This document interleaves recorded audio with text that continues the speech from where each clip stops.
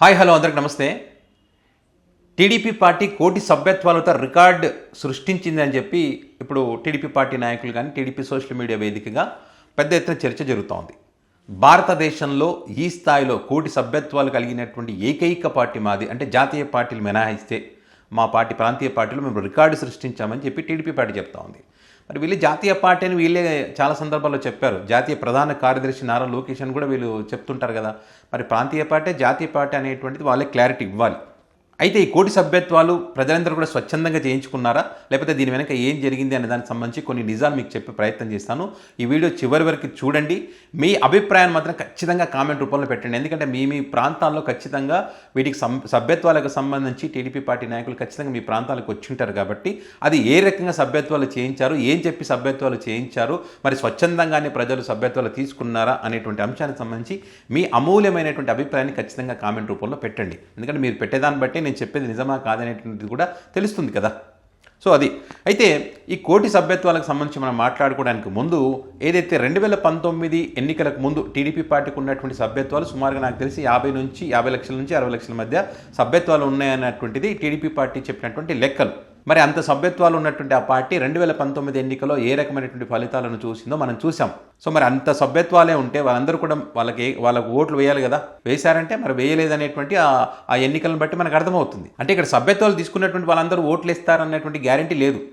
ఇప్పుడు వీళ్ళు చెప్పేది అదే అనమాట. కోటి సభ్యత్వాలు నమోదైన ఇప్పుడు ఖచ్చితంగా వీళ్ళందరూ మాకు ఓట్లు వేస్తారని చెప్పి వీళ్ళు టీడీపీ పార్టీ నాయకులు చెప్తా ఉన్నారు. ఇందులో కోటి సభ్యత్వాలలో ఖచ్చితంగా 40% ఓట్లు వేయరనేటువంటిది నా అభిప్రాయం. ఎందుకంటే ఇప్పుడు జరిగినటువంటి పరిస్థితులు ఆ రకంగా ఉన్నాయి కాబట్టి వాళ్ళందరూ ఓట్లు వేయరనేటువంటిదే నేను అభిప్రాయపడతా ఉన్నాను. ఎందుకంటే ఇక్కడ ప్రజలు స్వచ్ఛందంగా వెళ్ళి నాకు టీడీపీ పార్టీ సభ్యత్వం కావాలని చెప్పి వాళ్ళు కనుక అడిగి తీసుకుంటే అది పార్టీ మీద అభిమానం ఉన్నట్టు, పార్టీ బలంగా ఉన్నట్టు లెక్క. పైగా వీళ్ళు అధికారంలో లేనప్పుడు కనుక ప్రజలు వెళ్ళి తీసుకుంటే అది ఇంకా పార్టీ ఇంకా బలంగా ఉందని దాని అర్థం. కానీ ఇప్పుడు వీళ్ళు అధికారంలో ఉన్నారు కాబట్టి సభ్యత్వాలు నమోదవుతూ ఉన్నాయి. సో ఈ నమోదయ్యేటువంటి ప్రక్రియ కూడా ఏ రకంగా ఉందంటే ఇప్పుడు టీడీపీ పార్టీకి చెందినటువంటి కార్యకర్తలు ప్రతి నియోజకవర్గాల్లో తిరగడం, టీడీపీ పార్టీ సభ్యత్వం తీసుకోవాలి. ఒకవేళ తీసుకోకపోతే కనుక సభ్యత్వం కార్డు కనుక లేకపోతే మేము చెప్పినటువంటి సూపర్ 6 పథకాలు ఏవైతే ఉన్నాయో ఈరోజు కాకపోయినా రేపు అమలు అవుతాయి. ఫ్రీ బస్ అమలు అవుతుంది. ఇక ప్రతి మహిళకు 1500 ఇస్తామని చెప్పి ఇలాంటివన్నీ అమలు అవుతాయి. ఖచ్చితంగా అవి మీకు అందవు కార్డు లేకపోతే. కార్డు ఉంటేనే అవన్నీ వస్తాయని చెప్పి చాలా నియోజకవర్గాలు చెప్తా ఉన్నారు. ముఖ్యంగా ఒంగోలు నియోజకవర్గంలో ఇదే రకంగా కార్యకర్తలు ఓటర్ లిస్టు పట్టుకొని ఇంటింటి తిరుగుతూ ఇదే మాట చెప్తున్నారనేటువంటి విషయాన్ని కూడా సోషల్ మీడియా వేదికగా చర్చ కూడా జరుగుతూ ఉంది. కావాలంటే ఒంగోలు నియోజకవర్గానికి సంబంధించి ఎవరైనా ఈ వీడియో కనుక చూస్తుంటే ఆ ప్రాంతంలో నిజంగా జరిగిందా లేదా అనేటువంటి దానికి సంబంధించి కనుక్కోండి. అబద్ధమైతే ఇది అబద్ధం అని చెప్పండి, నిజమైతే కనుక నిజంగా ఇది జరిగిందని మీరు కామెంట్ రూపంలో పెట్టండి. సో ఇదే కాకుండా పింఛన్ల పంపిణీ కార్యక్రమం సంబంధించినప్పుడు అక్కడ పింఛన్లకు వెళ్ళినప్పుడు కూడా అదే రకంగా పింఛన్లకు ఇచ్చే వారికి సంబంధించి వాళ్ళతో కూడా సభ్యత్వాలు తీసుకుంటున్నారు. వాళ్ళ దగ్గర కూడా 100 రూపాయలు తీసుకొని సభ్యత్వాలు చేపిస్తున్నారు. మరికొన్ని చోట్ల 150 రూపాయలు తీసుకుంటున్నారు. మరి అదేవిధంగా ప్రభుత్వ ఉద్యోగులను కూడా దీనికి సంబంధించి వాడుతూ ఉన్నారు. మొన్నటిదాకా 70-80 లక్షల దాకా సభ్యత్వాలు అయినాయి. ఇది కోటికి క్రాస్ చేయాలి కాబట్టి ఇంకా రికార్డు స్థాయిలో ఇంకా చేయండి అని చెప్పి కింద నియోజకవర్గ ఇన్ఛార్జీలు కానీ ఎమ్మెల్యేలు కానీ వీళ్ళందరూ కూడా బాధ్యతలు అప్పగించడం, వాళ్ళందరూ కూడా మండల స్థాయి నాయకులకు బాధ్యతలు అప్పగించడం, వాళ్ళందరూ కూడా ఈ టెలికాన్ఫరెన్స్ నిర్వహించుకొని వాళ్ళందరూ నియోజకవర్గాలు తిరుగుతూ వాడవాడలు తిరుగుతూ ఆ ప్రాంతంలో సభ్యత్వాలు చేయించే దాంట్లో బిజీగా గడిపారు. ప్రభుత్వ ఉద్యోగులు కూడా పనిచేశారు. మరి ఇదే కాకుండా వీళ్ళు ఎవరైతే డ్వాక్రా మహిళా సంఘాలు ఉంటారు కదా, డ్వాక్రా సంఘాలు, వీళ్ళకు కూడా టార్గెట్ పెట్టారు. వాళ్ళు టార్గెట్ పెట్టడంతో వాళ్ళు కూడా సభ్యత్వాలు చాలా చోట్ల మళ్ళీ వాళ్ళ ఇంటింటికి తిరిగి ఆ పాట ఈ పాట అని కాదు ఏదో వాళ్ళకి చెప్పి వాళ్ళు కూడా సభ్యత్వాలు చేయించినటువంటి పరిస్థితి ఉంది. పథకాలు అమలు కావాలంటే, పథకాలు రావాలంటే ఖచ్చితంగా కార్డు ఉండాలమ్మా, కాబట్టి తీసుకోండి అని చెప్పి ఆ రకంగా కూడా వాళ్ళు సభ్యత్వాలు చేయించారు. సో ఈ రకంగా పథకాల పేరు చెప్పి సభ్యత్వాలు కొన్ని చేయించారు.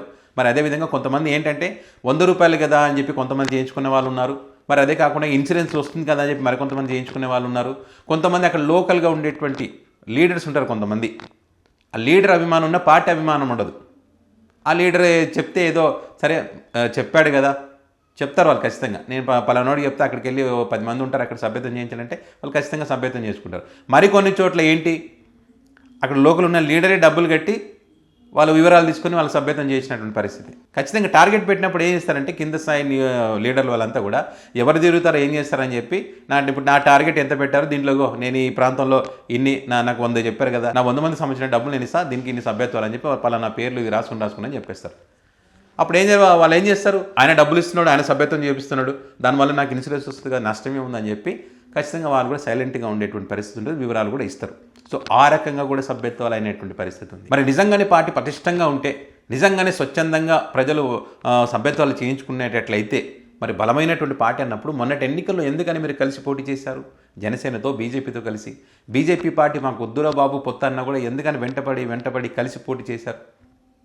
మరి అంత బలంగా ఉన్నప్పుడు, ఇంతమంది పార్టీకి సభ్యత్వం చేసుకున్న వాళ్ళు ఉన్నారు మాకు అని చెప్పినప్పుడు, దేశంలో అసలు ఏ పార్టీకి రికార్డు లేదని చెప్పినప్పుడు, మరి ఎందుకని మీరు సింగిల్గా పోటీ చేయలేకపోయారు? బలమైన పార్టీ కదా, చేయాలి కదా, సింగిల్గా పోటీ చేయాలి కదా. అది కదా అసలైనటువంటి రికార్డ్ అంటే. సింగిల్గా పోటీ చేసి గెలిస్తే అప్పుడు దాన్ని రికార్డ్ అంటారు కదా.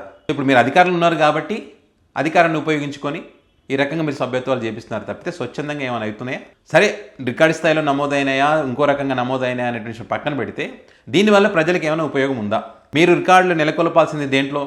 ఇప్పుడు 1 కోటి సభ్యత్వాలు అంటున్నారు. 1 కోటి మంది ప్రజలకు ప్రభుత్వం తరఫున మేము ఈ సాయం అందించగలిగాం. 50 లక్షల మంది యువతకు ఈ రకంగా మేము ఆర్థిక సాయం అందించగలిగాం, లేకపోతే వాళ్ళకు ఉపాధి కల్పించగలిగాం, ఉద్యోగాలు కల్పించగలిగాం, లేకపోతే 20-30 లక్షల రైతులకు ఈ రకంగా మేము సాయం అందించగలిగాం, లేకపోతే 40-50 లక్షల మంది మహిళలకు ఈ రకంగా మేము చేయూతను అందించగలిగాం. ఈ రకంగా ఏమైనా మనం చేయగలిగామా? ఈ రకంగా పేదోళ్లకు 20-30 లక్షల ఇల్లు ఏమైనా కట్టించామా? లేక స్థలాలు ఏమైనా కట్టి స్థలాలను ఫ్రీ ప్రజలకు ఏమైనా స్థలాలు ఇచ్చామా? దాంట్లో ఏమైనా రికార్డు నెలకొల్పామా మనం? పైగా మీరేం చెప్తా ఉన్నారు, మిగతా జాతీయ పార్టీల విషయం పక్కన పెడితే అవి కోట్లలో ఉండవచ్చు సభ్యత్వాలు. ఒక 2 తెలుగు రాష్ట్రాలు చూసుకుంటే కనుక హైయెస్ట్ సభ్యత్వాలు కలిగిన ఏకైక పార్టీ అంటున్నారు కదా, వైఎస్ఆర్ కాంగ్రెస్ పార్టీకి 1 కోటికి పైగా సభ్యత్వాలు ఉన్నాయి. కానీ ఇక్కడ కావాల్సింది ఏంటి? మెంబర్షిప్ కాదు, లీడర్షిప్ అనేటువంటిది చాలా ఇంపార్టెంట్. సో లీడర్షిప్ వల్లనే పార్టీ బలోపేతం అవుతుంది, ఆ ప్రజలు ఓట్లు వేయడానికి అవకాశం ఉంటుంది, ఆ పార్టీని నడిపించే తీరును బట్టి, వాళ్ళు తీసుకునే నిర్ణయాలను బట్టి. అంతే తప్ప ఇన్ని సభ్యత్వాలు వచ్చాయి కాబట్టి ఖచ్చితంగా మనకు ఓట్ల రూపంలో పడతాయి అనుకుంటే మాత్రం అది భ్రమ.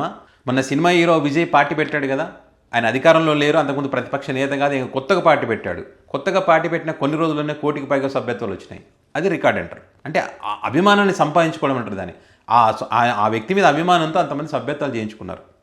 సో అందుకని ప్రజలు ప్రశ్నిస్తూ ఉన్నారు, మరి అంత స్ట్రాంగ్గా ఉన్నప్పుడు ఎందుకు సార్ కలిసి పోటీ చేశారు, పొత్తులు పెట్టుకొని పోటీ చేశారు 3 పార్టీలు, మరి సింగిల్గా పోటీ చేయొచ్చు కదా అని చెప్పి. సరే, ఏదో మొన్నటి ఎన్నికల్లో ఏదో మంచో చెడో జరిగిపోయింది.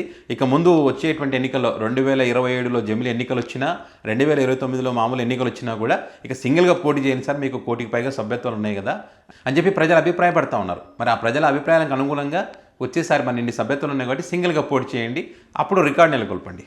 సో ఇది టీడీపీ పార్టీ 1 కోటి సభ్యత్వాల వెనుక ఉన్నటువంటి నిజాలు. సో ఈ వీడియో పైన మీ అభిప్రాయాన్ని కామెంట్ రూపంలో పెట్టండి. మరి మీ నియోజకవర్గాల్లో ఏ రకంగా సభ్యత్వాలు జరిగాయి?